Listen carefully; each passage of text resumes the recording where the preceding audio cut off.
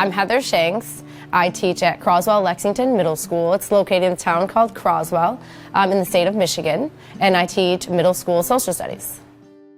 The Uganda project began by a connection I have with a local Lions member out of Ugly. His name's Justin, and he was wondering if we could work together as a class and send some mail to an orphanage in Uganda. I let my students know about this project and that the local Ugly Lions was willing to mail our letters to them, and then we decided to include our favorite candies. Eventually, we decided we wanted to meet them. I reached back out to Justin, and he was able to make a connection with my class and the orphanage through Zoom. We had a huge conversation between each other. My students got to meet all of them. They showed us their orphanage, and we got talking and asking questions for about an hour. About halfway through the Zoom call, one of the students in Uganda asked my students if we had to wear shoes to school. I heard a lot of chuckles from my students, and I instantly, my heart sank because I knew it was coming next. But one of my students wanted to go up and answer that question. And he started to talk about all of the shoes he has. He had basketball shoes, he had track shoes, he had shoes for gym class, he had shoes for the beach, and the faces of the Ugandan children were just astonished. And when he was done explaining all the different types of shoes we have here in America, the response from the Ugandans was that they don't have to wear shoes to school because they can't afford them. And it was kind of a jaw-dropping moment. It makes me teary-eyed right now even, you know?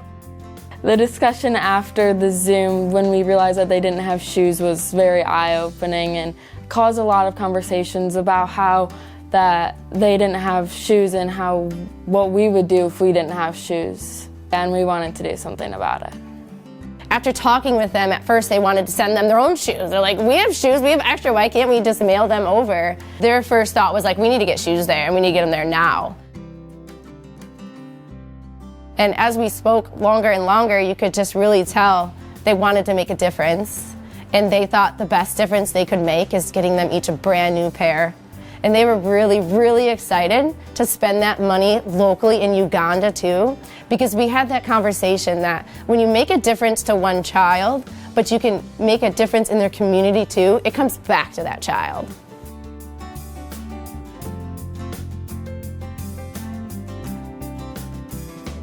I think as a person, each of my students grew that day.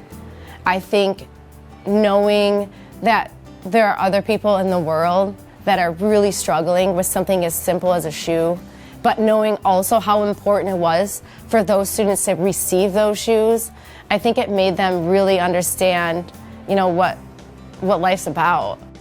It was great for our class to learn that we could achieve so many different things and work together, especially for underprivileged people around the world. We still keep in touch every now and then with the orphanage, which is fun. We definitely keep in touch with the Lions. I'm always up for big projects, and I don't think I could do any of them without the Lions Club. Thank you, Lions, for helping us make our mark on the world.